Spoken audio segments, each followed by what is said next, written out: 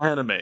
You've heard of it, you may have watched some of it, and you may or may not have strong feelings about it. As someone who really enjoys this stuff, but admittedly steers clear from the majority of it, I don't blame those who dislike this subculture of animated entertainment. After all, it does occasionally get kind of weird. It's in that spirit, then, that I specifically wish to address those who dislike anime in this very video. Those who consider themselves casual or hardcore fans are also welcome, but I'm keeping that other aforementioned group at the forefront of my mind here. With that being said, allow me to briefly talk about my wife, Amber. The two of us have experienced a lot of nerdy things throughout the time we've been together. If it wasn't for her, I probably wouldn't have gotten into Firefly, PlayStation games, and various chick flicks, to name some things. In a similar sense, if she never met me, she probably wouldn't have been exposed to much anime. However, despite her being somewhat used to the art style from having grown up on RPGs like the Final Fantasy games, she hasn't usually been fond of the anime I've shown her, with the occasional exceptions such as Cowboy Bebop. It takes a lot for an anime to get a pass from her, let alone to fully win her over. I hope you know then how big of a deal it is that she absolutely loves a new anime called Spy Family, or Spy X Family if you really want to get technical. It helps that I love it as well, but I want to emphasize how in this case, it's important that it struck a chord with her.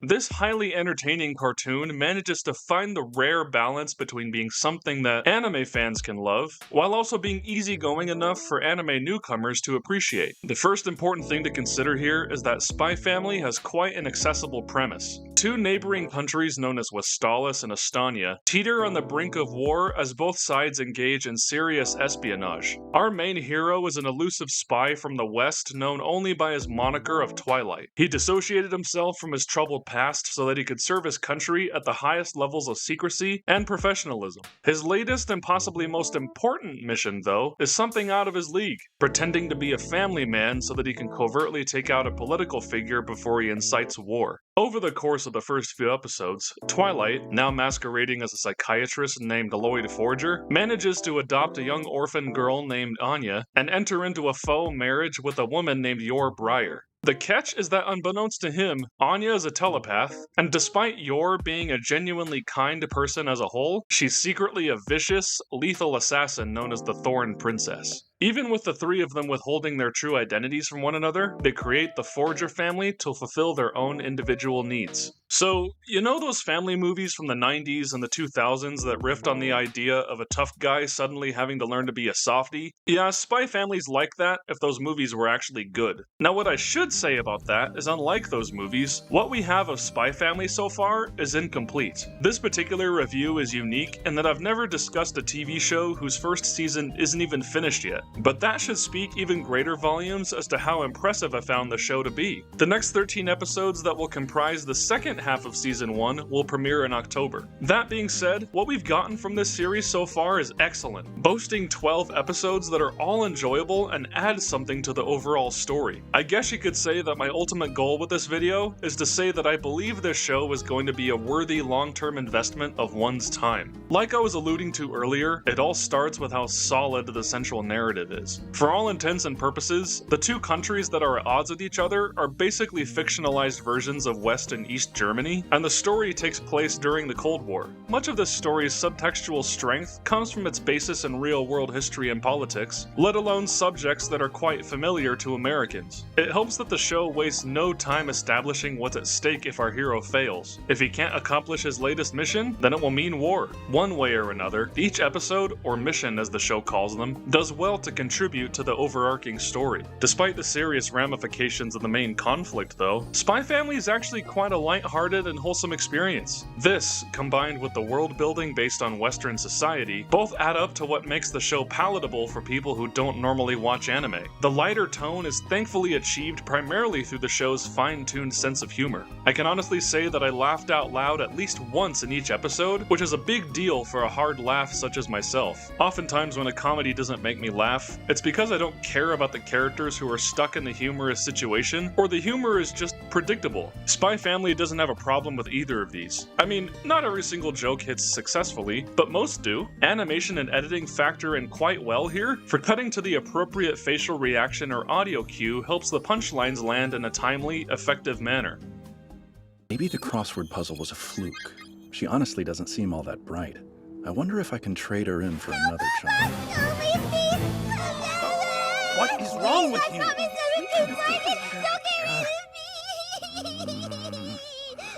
Now what? I'll get you peanuts if you stop crying.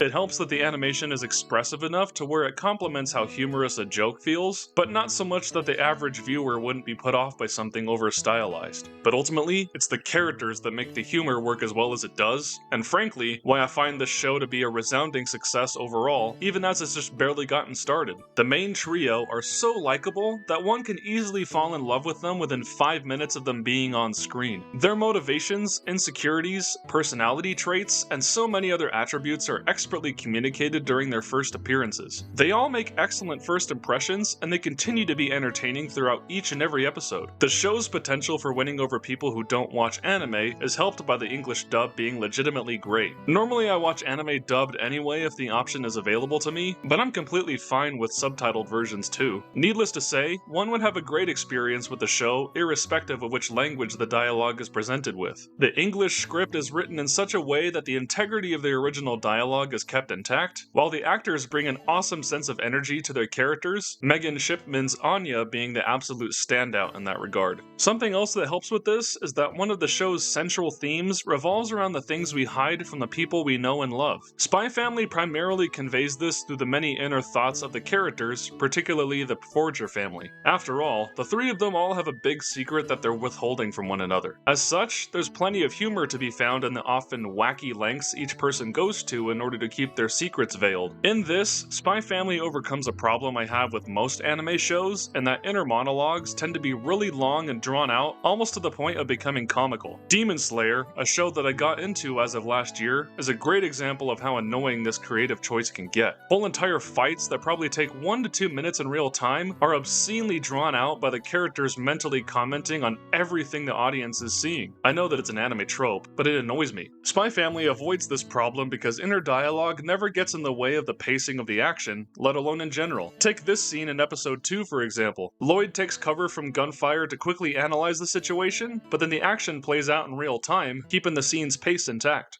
Gives me less than 10 seconds for each one.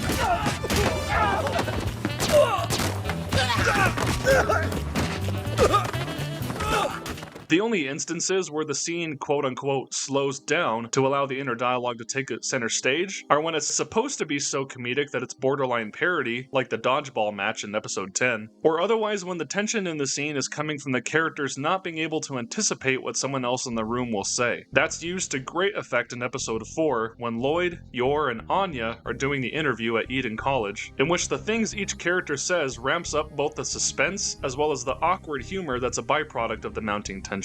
You might think it's weird that I hone in on this very specific storytelling device, but it's crucial to the development of the characters and the entertainment value of the show, especially for Western audiences. Besides, like I mentioned earlier, the secrets people hide from one another is pretty much the point of the entire show. The main conflict is the tense Cold War between two nations that are fighting over information. By extension, the main characters are wrapped up in that larger conflict, while their efforts to withhold their own secrets are on a more domestic level. Knowing that the smallest shakeup in the dynamics of the fake Forger family could jeopardize Lloyd's whole mission makes the stakes quite high, despite the show subtly downplaying how devastating the consequences would be. But then again, all of the little misadventures that occur as each of the Forgers play their part in the whole charade add up to plenty of excellent humor as well. This is why I found each episode to be enjoyable, because each one finds a way to truly push the story and characters forward in interesting directions, while also being lighthearted fun. Aside from episodes 8 and 9 being a two-parter, each episode connects to the larger story, but also stands alone as their own individual narratives. I found it easier to wait each week for a new episode due to this approach of making the show digestible in small, concentrated amounts. In the end, I just want you all to know that this is a very fun series to get into, even if you hate anime. My dad despises anime with a burning passion, but my wife and I showed my parents the first few episodes on a Sunday night recently, and both of them were laughing quite frequently. This show's been getting a fair bit of hype from the anime community for good reason. People who are already enjoying enjoy Japanese animation can appreciate what this show is doing, while the more Western-friendly elements of the story, universe, and characters allow it to be more palatable for people that are newer to anime.